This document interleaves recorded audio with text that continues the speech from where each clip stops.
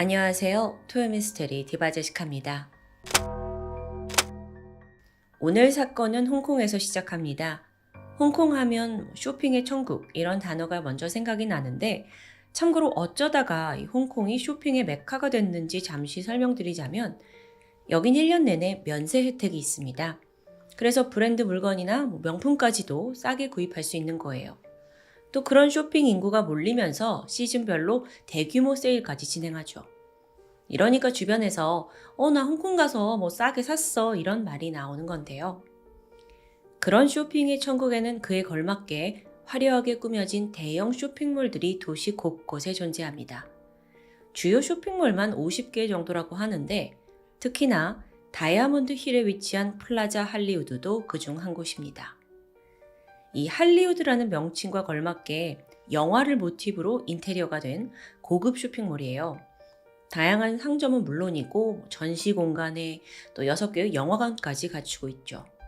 지리적으로는 주변에 관광지로 유명한 웡타이신 사원, 리안 가든 이런 게 있어서 1년 내내 여행객 그리고 주민들의 발길이 끊이지 않는 곳입니다. 그러던 지난 2023년 6월 2일 이 플라자 할리우드에서 희대의 사건이 발생합니다. 26살의 퐁 히우퉁 그리고 22살의 라우가이 헤이 이 두 여성이 평화롭게 쇼핑을 즐기고 있었습니다. 이들은 동성간 연인 사이였어요. 둘 다 힘든 유년기를 보내고 서로 의지하면서 마음을 키워온 상태였거든요. 이날은 퐁 히우퉁의 할아버지 생신을 기념해서 다 같이 저녁을 먹기로 한 날입니다. 근데 그 전에 쇼핑몰에 좀 일찍 도착을 한 거죠. 시간이 남아서 간단하게 쇼핑이나 할 겸 상점들을 둘러보고 있었는데요. 오후 5시, 이들이 화장품 가게를 지나던 무렵 수상한 사람 하나가 둘을 향해 바짝 따라붙습니다. 그걸 감지한 커플이 저 사람 뭐지? 하고 대응을 하기도 전 남자가 다짜고짜 30cm짜리 큰 칼을 꺼내 들더니 퐁 히우퉁에게 다가와 휘두르는 거예요. 그녀가 비명을 지르면서 쓰러졌고 현장은 순식간에 아비규환이 됩니다. 근데 이때 이 가해 남성이요. 옆에 있던 다른 여성에겐 눈길도 주지 않은 채 오로지 퐁 히우퉁만 계속 공격을 하는 거예요. 그렇게 괴한에게 찔린 횟수가 자그마치 25번입니다. 이 쇼핑몰 한복판에서 지금 25번을 연속해서 찔린 거예요. 현장에 당연히 목격자들도 많았어요. 특히나 경비원도 바로 옆에서 근무를 하고 있긴 했는데요. 사실상 큰 도움이 되진 못했죠. 이 큰 칼을 들고 있으니까 자기도 무서웠는지 그냥 우물쭈물 무전기만 가지고 여기 사고가 났습니다 라고 보고를 했고 그 눈앞의 괴한을 어떻게 저지하지는 못하는 눈치입니다. 오히려 뒷걸음쳤어요. 이런 상황에서 범인에게 달려든 건 라우가이 헤이였습니다. 어떻게든 자신의 연인 퐁 히우퉁을 지키고 싶었던 거예요. 그래서 맨몸으로 달려들어서 괴한 밀쳐냈고 그 사투 끝에 마침내 피해자를 떨어뜨릴 수 있었는데 여기서 이 범인이 멈추지 않습니다. 자기를 방해하는 라우가이 헤이에게 칼을 겨누더니 결국 그 칼날이 그녀의 목을 찌르고 맙니다. 근데 그것도 모자랐는지 다시 원래 공격하던 퐁 히우퉁에게 가서 칼로 심장을 깊게 찔러버렸죠. 결국 두 여성은 모두 피를 흘리며 힘없이 쓰러집니다. 그제야 범인은 자리를 떠나는가 싶었거든요. 근데 아니요. 다시 돌아오더니 지금 모두가 보는 그 앞에서 라우가이 헤이의 목을 또다시 졸라요. 너무나도 믿기 힘든 잔혹한 모습이었습니다. 그날 현장에 많은 사람들이 있었어요. 그런데 대부분 학생, 여성, 어린이들이었죠. 물론 성인 남성도 있긴 했지만 시퍼런 칼을 들고 막 무자비로 찌르는데 이 사람한테 맞서기란 누구에게도 두려운 상황입니다. 심지어 경비원도 그랬으니까요. 그렇다 해도 의의는 있었습니다. 현장에서 비명소리가 울리자 인근 식당에 있던 건장한 체격의 노인이 이들을 구하고자 달려나왔던 겁니다. 64세의 파이 씨. 그는 막 달려왔는데 식당 의자 2개를 가지고 왔어요. 그리고 범인에게 다가가서 얼굴, 특히나 이마를 정확히 탁 가격하게 돼요. 그리고선 의자를 막 휘두르면서 막아섰죠. 범인은 2차례 공격을 당했고요. 이후 휘청거리더니 복도 쪽으로 걸어갑니다. 그런데 여기서 정말 이상한 현상이 벌어져요. 범인이 갑자기 정신이 번쩍 든 듯 미치도록 울음을 터뜨리는 거예요. 막 울어요. 아니 방금 전까지 사람을 그렇게 공격해놓고 갑자기 우는 게 이게 무슨 상황이냐고요. 여기서 파익 씨는 경찰이 도착할 때까지 일단 그를 붙잡아둬야 한다고 생각했어요. 그리고 또 어떻게 발작할지 모르잖아요. 그래서 혹시 모를 상황에 대비해 의자를 가슴까지 높게 들고 계속 공격적인 자세를 취하면서 범인을 막아섰습니다. 그 사이에 다른 행인들은 이 쓰러진 2 여성을 도우려고 다가갔죠. 근데 이미 상태가 심상치 않았어요. 신고를 받고 다행히 4분 후에 경찰이 도착하면서 범인은 체포됩니다. 현장에 도착해보니 피해 여성들은 이미 많은 피를 흘린 후였습니다. 바로 병원으로 이송되었지만 안타깝게도 모두 숨을 거두고 말았죠. 맨 처음 집중 공격을 당한 퐁히우퉁은 이미 현장에서 즉사를 했고요. 라우가이 헤이는 병원으로 이송되던 중 심정지 판정을 받았습니다. 그녀들을 찌른 그 흉기는 현장에서 압수가 되었는데 얼마나 강하게 찔렀는지 칼날이 휘어져 있었어요. 자, 사태 파악에 나선 경찰은 맨 처음 범인이 퐁히우퉁을 집요하게 공격했다라는 목격담을 듣고 이걸 원한 범죄로 의심했습니다. 그리고 이걸 제대로 확인도 하지 않은 채 몇몇 언론이 여성 사망자 중 한 명이 범인이랑 부부관계라더라 라는 말도 안 되는 실수를 저지르게 돼요. 이걸 보도한 거죠. 그럼 피해자가 불륜을 해서 화가 난 범인이 살해를 했다라는 완벽한 오보였는데 사실 무근이었죠. 그리고 실제로 수사 결과는 상상보다 더 잔혹합니다. 범인이요, 2 사람과 전혀 안면이 없는, 그러니까 이게 동기가 없는 묻지마 범죄였던 거예요. 범인은 1984년생의 당시 30대 후반 시토 신권입니다. 이 사람 10년 전에 직장 잃고 이후 집에서만 게임을 했던 그런 전형적인 은둔형 외톨이더라고요. 그런데 이런 극단적인 공격성을 보인 게 처음은 아니에요. 3년 전인 그때쯤에 같이 살고 있던 가족을 공격한 사건으로 조사를 받은 적이 있습니다. 근데 또 하필 이때 조현병 진단이 인정이 되면서 처벌을 피하게 된 거예요. 추가 조치로 병원 진료 받고 있긴 했어요. 그 사건 이후에 7개월간 정신병원에 입원도 했고요. 또 퇴원을 한 후에도 3개월마다 외래 진료를 받기도 했죠. 그렇게 수년이 흐른 채 살아온 거고요. 근데 차도가 없었던 걸까요? 아니면 치료가 부족했던 걸까요? 한편 쇼핑몰 곳곳에 설치되어 있던 CCTV에는 범행 전후 그의 행적이 고스란히 녹화되어 있습니다. 흰색 민소매에 반바지 차림으로 사건이 발생하기 불과 10분 전에 쇼핑몰 아래층에서 흉기를 직접 구매하게 돼요. 그리고 이걸 숨기고는 막 쇼핑몰을 배회하고 있어요. 그러다 하필 이때 2 여성 피해자가 자기 레이더망에 포착된 거예요. 그러니까 그냥 거기 있었다는 이유로 2 여성이 허망하게 목숨을 잃은 거죠. 사건으로부터 3일 후인 2023년 6월 5일 범인 시토 신권은 2건의 살인죄로 기소됩니다. 그는 안경과 마스크를 착용한 채 양손에 주먹을 쥐고 늘어뜨린 모습으로 등장을 했어요. 여러 번 심호흡을 하고 나서 남성 경찰관에 의해서 호송되는 모습이 이제 언론을 통해서 다 포착이 됐죠. 그는 보석 신청도 없이 법정에서 모든 혐의를 인정합니다. 하지만 그의 정신질환 병력이 또 발목을 잡습니다. 그래서 구치소나 교도소가 아니라 정신치료센터에 구금돼요. 작년 10월 10일 판결이 올해 2024년 1월로 연기되었다라는 발표가 있었는데 이후의 최종 판결은 홍콩 현지에서도 공개되지 않았습니다. 또한 그의 신상은 지금껏 제대로 알려져 있지 않고요. 정말 대낮에 대형 쇼핑몰에서 벌어진 칼부림 사건. 그런데 이 사건은 홍콩 사회에 큰 트라우마와 또 부작용을 남겼습니다.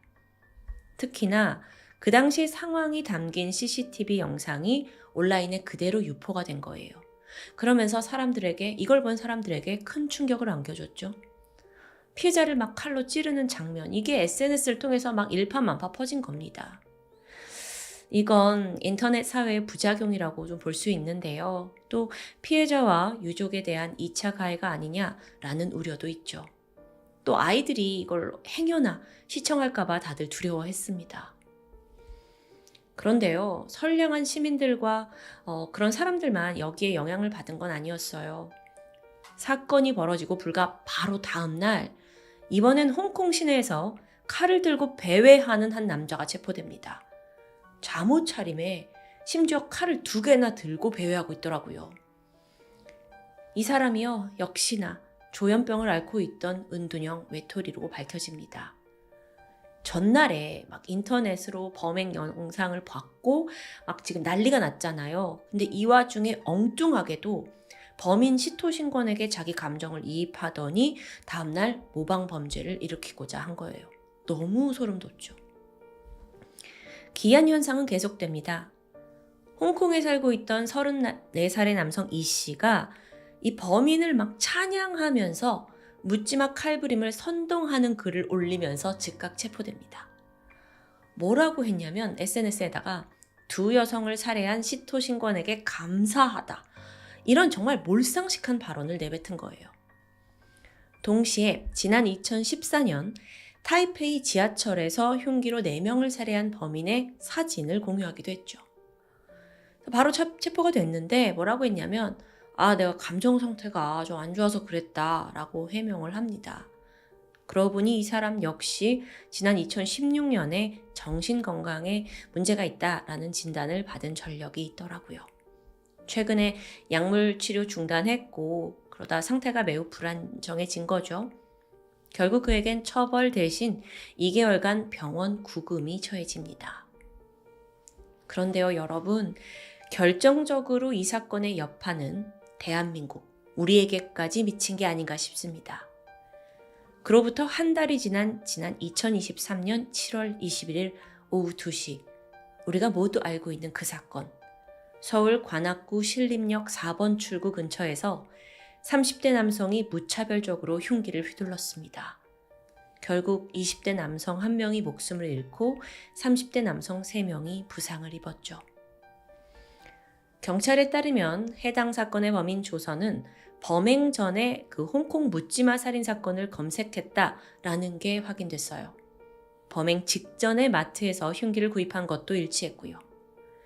전문가들 또한 그가 홍콩 사건을 참고했거나 아니면 그로 인해 자극이 됐을 수 있다고 입을 모읍니다. 이런 일련의 사건이 연속으로 발생하면서 홍콩에서는 정신질환자에 대한 우려가 점점 커져갔습니다. 물론 그들을 잠재적인 범죄자로 낙인 찍는 건 너무도 위험한 발상이에요.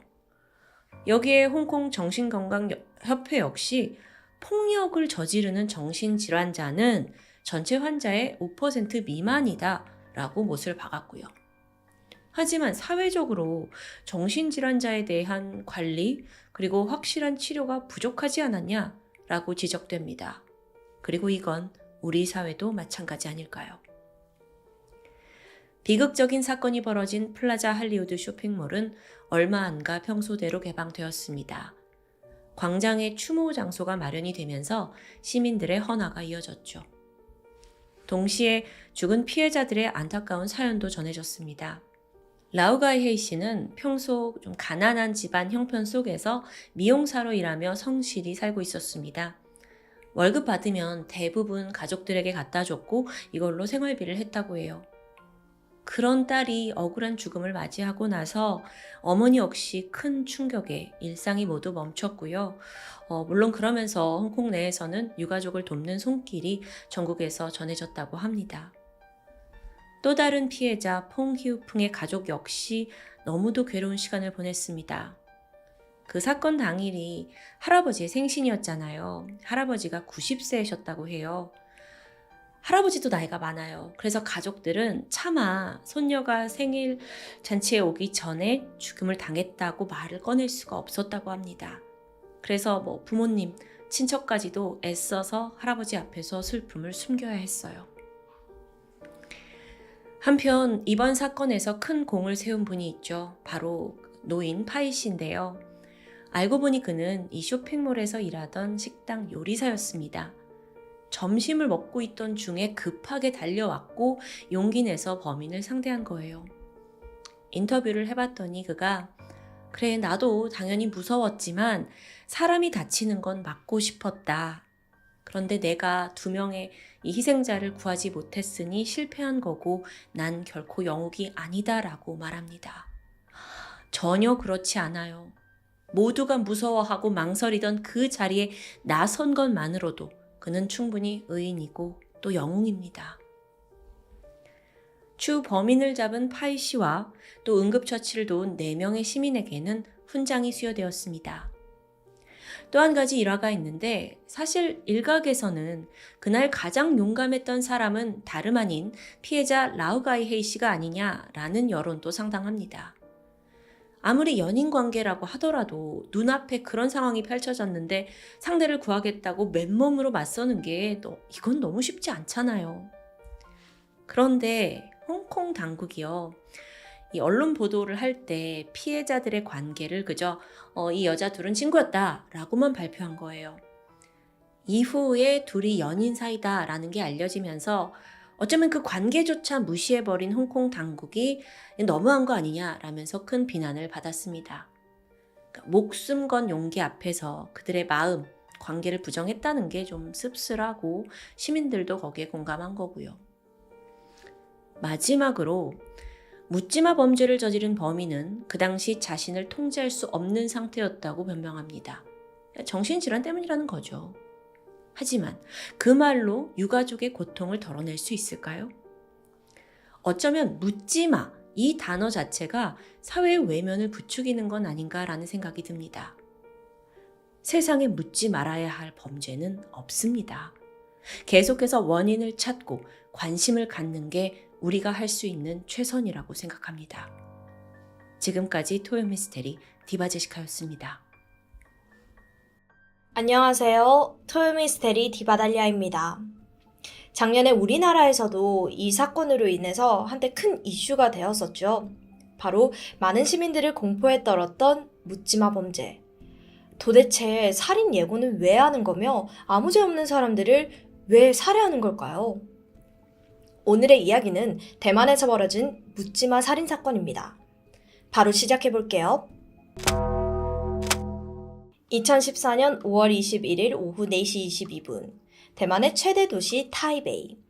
아직 퇴근 시간이 전이었지만 지하철 열차 내에는 꽤 많은 사람들이 타고 있었습니다. 이들은 저마다 이어폰을 낀 채로 휴대전화를 들여다보면서 각자의 업무에 빠져 있었죠. 어느덧 타이베이의 유명 관광지이자 사찰인 용산사역에 도착을 했어요. 이번 역은 용산사역입니다. 잠시 후 지하철 문이 열리자 일부 승객이 내리고 기다리던 사람들이 새롭게 열차에 올라타는 너무도 평범하고 일상적인 풍경이었습니다. 그런데 열차 문이 천천히 닫히던 바로 그 순간 이 5호차 객실에서 찢어질 듯한 비명소리가 들려오는 거예요. 다른 객실에 있던 사람들이 미처 무슨 일인지 파악하기도 전에 열차 안은 순식간에 아수라장이 되었습니다. 5호차에 있던 승객들이 혼비백산해서 막 옆 객실로 넘어왔고 5호차, 4호차, 3호차, 2호차까지 사람들이 정신없이 피신을 하고 있어요. 그리고 그 끝에는 빨간 티셔츠를 입은 한 남성이 있었죠. 그의 손에 들려있는 건 30cm가 넘는 식칼이었습니다. 그리고 거기에는 이미 붉은 혈흔이 뚝뚝 떨어지고 있었고요. 불행 중 다행으로 약 4분 후 문제의 열차는 다음 역인 장츠추이역에 도착을 했어요. 문이 열리자마자 승객들은 허겁지겁 열차를 빠져나왔죠. 하지만 소란은 계속되었습니다. 빨간 티를 입은 남자 역시 그들을 따라 내린 거예요. 사람들은 남자를 저지하기 위해 그에게 가방과 쓰레기통 등 마구 던지기 시작했습니다. 남자는 열쇠에 몰리자 계단을 타고 위층으로 도주를 하기 시작했어요. 하지만 그를 그대로 풀어둘 수는 없잖아요. 당시 현장에 있던 승객 중 한 명인 62세의 천풍씨, 그를 비롯해 일부 남성 승객들이 남자를 향해서 쫓아갑니다. 얼마간의 아슬아슬한 몸싸움 끝에 마침내 천풍씨는 남자의 칼을 빼앗는 데 성공했고 이후 시민들이 남자를 제압했어요. 오후 4시 30분, 남자는 출동한 경찰에 의해 체포되었습니다. 이건 불과 10분도 되지 않은 사이에 벌어진 일이었죠. 남자가 제압되고 나서야 그제야 승객들은 상황을 파악할 수 있었는데요. 잠시 후 드러난 피해 규모는 예상보다 훨씬 더 참혹했어요. 남자가 휘두른 칼에 사망한 승객은 4명. 그 중에는 병원 이송 도중 과다출혈로 사망한 피해자도 있었습니다. 그 외에도 22명의 승객이 중경상을 입었고요. 피해자 대부분이 가슴과 복부에 집중적으로 공격을 받은 상태였는데 조사를 해보니까 남자가 흉기에 사용한 실질적인 범행 시간은 약 2분 30초 정도예요. 이 짧은 시간 안에 이처럼 많은 피해가 발생했다는 게 도저히 믿기지가 않습니다. 그만큼 그냥 막 보이는 대로 찌른 거죠. 목격자의 증언에 따르면 범행은 222호 열차 5호차 객실에서 최초로 시작이 되었습니다.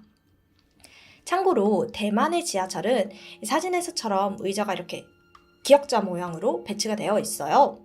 범인은 이 의자 중 한 곳에 잠잠히 앉아 있다가 열차가 용산사역을 출발하는 그 순간 돌연 가방에서 식칼을 꺼내듭니다. 그리고 망설임 없이 자신의 바로 앞에 잠들어 있던 남자 승객 2명의 복부와 가슴을 마구 찌르기 시작했죠.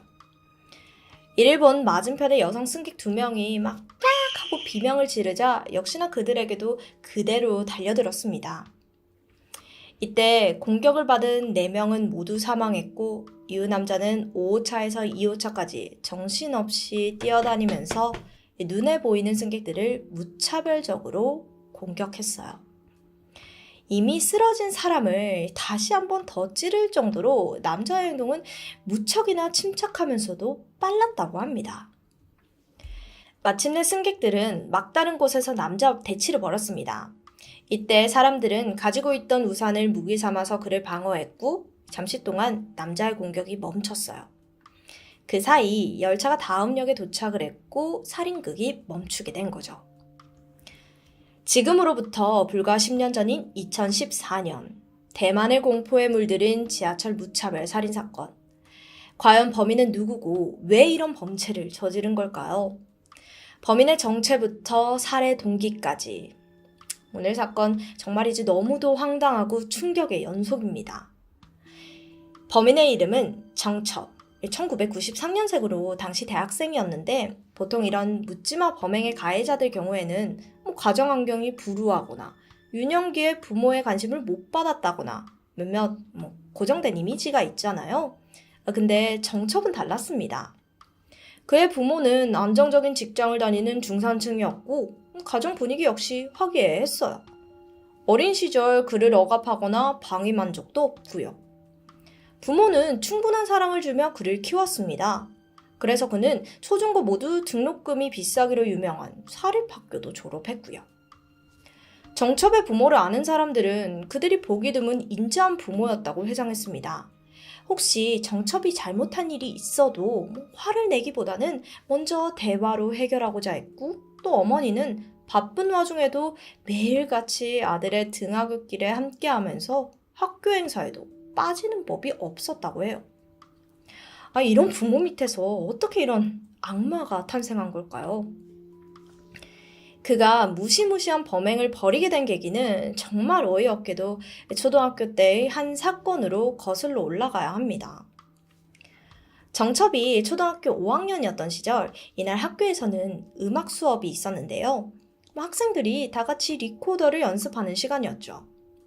하지만 정첩은 하라는 연습은 안 하고 계속해서 리코더를 막 빽빽거리면서 그냥 막 부르는 거예요. 이에 방해를 받은 여학생 2명이 선생님에게 그를 고자질하게 되는데 이때 선생님이 정첩을 불러서 이 2 여학생에게 사과해라 이렇게 시켰죠. 자, 여기까지는 초등학교 교실에서 누구에게나 충분히 일어날 수 있는 상황이잖아요. 근데 정첩은 달랐습니다. 어찌된 일인지 이 일이 너무 화가 나고 억울해서 미칠 지경이었던 거예요. 그때부터 그는 이 2 여학생을 미친 듯이 증오하기 시작했습니다. 하루 이틀이 아니라 거의 평생에 거쳐서요. 심지어 사건이 벌어지기 직전까지 그는 자신의 블로그에 이 여학생들을 어떻게 해칠지 계획을 남겨요. 또 그녀들 때문에 자신의 인생이 얼마나 망가졌고 뭐 하나 제대로 되는 일이 없다면서 한탄하기도 했죠. 오죽하면 둘에게 복수하는 내용을 쓴 소설도 있다고 합니다. 향후 검찰 조사에서 왜 이렇게 둘을 증오했냐 이렇게 물었죠. 정첩은 리코더 사건 이후 자신이 친구들에게서 점점 소외됐기 때문이라고 밝혔습니다. 그의 주장에 따르면 그 전까지는 반에 있는 모든 남자아이들은 정첩을 큰형님으로 모셨대요. 또 이 시기에 반의 아이들은 남녀로 편을 갈라서 다투고는 했는데 그때마다 정첩이 가장 앞에서 여학생들을 괴롭히는 그런 역할을 했었던 거죠. 그런데 리코더 사건 이후로 자신의 위신이 무너졌다는 겁니다. 그때부터 본인의 학창 시절이 어땠고 그게 지금까지 인생에 쭉 부정적인 영향을 주고 있다. 이게 그의 주장인데 물론 초등학교 때까지는 잠깐 그런 생각을 할 수는 있어요. 하지만 그 유치한 마음이 20살이 넘어서도 갖고 있다는 게 좀 신기할 뿐입니다. 웃긴 건 정첩은 검찰 조사 당시 두 여학생의 이름과 얼굴조차 제대로 기억하지도 못했고요. 그의 복수 대상이 된 건 이 여학생 둘뿐만이 아니었습니다. 정첩은 중학교 시절 자신에게 엄하게 대한 담임 선생님을 죽일 계획도 세웠습니다. 그렇다고 선생님이 과학적인 체벌을 한 것도 아니었어요. 그저 숙제 안 해오면 손바닥 때리고 깜지를 쓰게 했는데 그게 싫었던 거죠. 오히려 선생님은 정첩에게 많은 관심을 쏟은 것으로 알려졌습니다. 학기 초에 정첩이 친구들과 쉽게 어울리지 못하자 일부러 이게 좀 마음에 걸리니까 선도부장이랑 오락부장을 시켰어요. 아이들이랑 그렇게 하면 좀 잘 소통할 수 있으니까요. 그런 선생님을 죽여야겠다면서 그는 한동안 커터칼을 지니고 다녔던 겁니다. 고등학생이 된 후 그는 일명 살인일기라는 것을 썼는데요. 이 시기 그는 지하철에서 사람들을 찌르겠다, 최대한 많이 죽이고 싶다, 이런 구체적인 상상을 하기 시작하는 거죠. 또 이런 내용을 담은 소설을 인터넷에 연재하기도 했습니다. 소설의 제목은 지하철 연쇄살인. 이루어 봤을 때 정첩은 오랫동안 무차별 살인을 치밀하게 계획하고 준비한 것으로 보이는데요. 그러나 당시 정첩의 친구들은 그건 좀 가격하게 말하네 정도로만 생각하고 웃어 넘겼다고 해요. 많은 심리 전문가들과 수사 관계자들은 정첩을 취약형과 악성이 혼합된 나르시시스트라고 판단을 했습니다. 이게 뭐냐면 이 나르시시스트 중에서도 여러 가지 유형이 있는데 그 중에서 이 취약형이 있습니다. 취약형 나르시시스트들은 늘 자신을 피해자라고 생각하는 경향이 있어요. 또 주위 반응에 굉장히 민감해서 누군가가 자신을 무시한다는 느낌을 받잖아요. 그럼 걷잡을 수 없는 수치와 분노에 휩싸이는 거죠. 이런 나르시시스트들은 어려움을 겪을 때 성숙해지는 게 아니라 늘 누군가를 탓하는 특징을 보입니다. 그런데 여기서 악성이라는 단어가 붙으면 반사회적인 특성까지 지닌 경우를 뜻합니다. 즉, 거짓말도 잘하고 충동적이고 무책임하고 공감 능력이 극도로 손상되어 있는 상태인 거예요. 따라서 취약형 악성 나르시시스트들은 본인이 느끼는 수치심과 억울함을 누군가에게 분노로 표출해야지 직성이 풀리는 성격입니다. 문제의 사건 당일 정첩은 이날 중학교 동창의 친구들을 만나 함께 밥을 먹었는데요. 이날 유독 말수가 없자 친구가 야, 무슨 일 있어? 이렇게 물어요. 그러자 정첩은 이따 사람 죽일 건데 마음 가다듬고 있어. 이렇게 이야기를 하는 겁니다. 이 말을 들은 친구가 좀 놀랐지만 평소에도 워낙 헛소리를 하던 사람이니까 장난으로 생각하고 넘겼어요. 그도 그럴 것이 정첩이 사건 발생 2주 전부터 자신의 SNS에 일명 살인 예고를 업로드를 했거든요. 5월 21일 그 누구도 지하철을 타지 마라.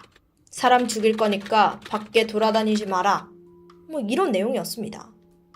이 일로 신고까지 접수가 되었지만 장난이에요 이러면서 상황을 모면했어요. 사건 당일 그는 친구들과 헤어진 직후 슈퍼에서 30cm짜리 시카를 구매했고 3시 41분 장주추이역에서 지하철을 탄 후 역의 노선을 확인하고 역 사이의 시간을 꼼꼼하게 적었습니다. 그리고 잠시 후인 4시 8분 그는 다시 장주추이역으로 돌아가는 반대 방향의 지하철을 타요. 하지만 그가 바로 범행을 시작한 것은 아니었고 용산사역에 도착할 때까지 기다렸습니다. 그 이유는 그 전역들은 시청과 기차역들을 지나기 때문에 덩달아 승객이 너무 많았기 때문이에요. 그럴 경우 자신이 열차 내에서 이동하기가 번거로울 거라고 생각이 들었던 거죠. 반면 용산사역과 장주추이역은 비록 한 정거장이었지만 다른 도시로 넘어가는 경계 위치에 있습니다. 그래서 다소 한산하고 역과 역 사이의 운행 시간 또한 4분으로 상대적으로 깁니다. 그럼 배차 간격이 더욱 긴 일반 열차를 선택하지 않은 이유는 뭘까요? 타이베이 지하철은 칸과 칸 사이에 문이 없는 오픈형 구조예요. 그런데 기차는 다른 호차로 넘어가기 위해서는 문을 열고 닫아야 하죠. 그렇기에 피해자들을 쫓기에는 불편하다고 판단이 들었던 겁니다.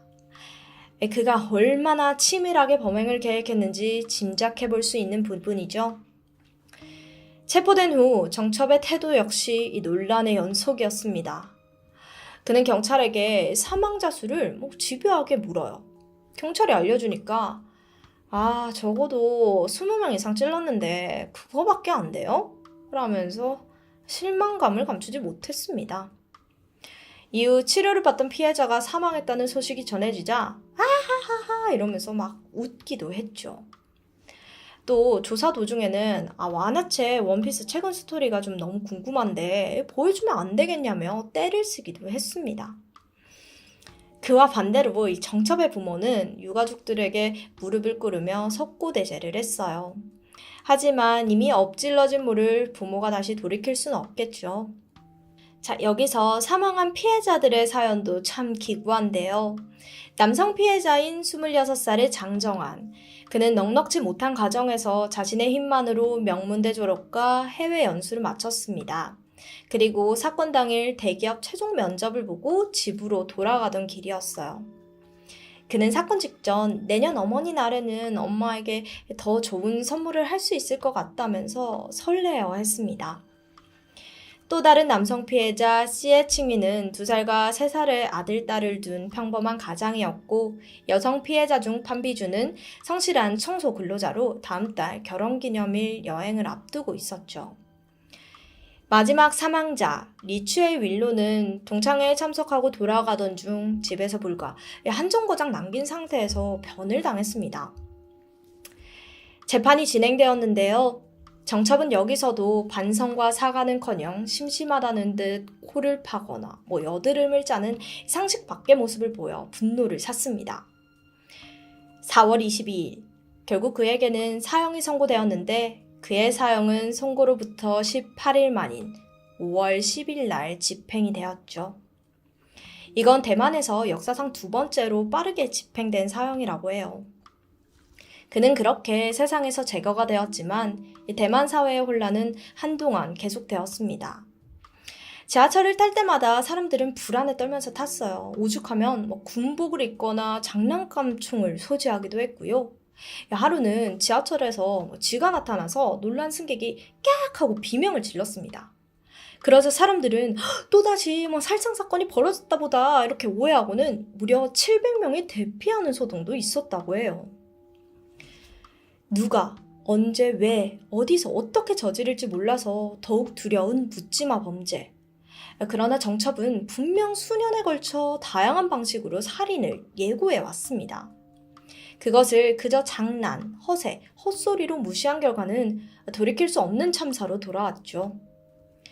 어쩌면 우리가 묻지마 범죄라고 부르는 것 중에는 정말 알 수가 없어서가 아니라 모른 척 외면하기 때문에 벌어지는 일도 있지 않을까요?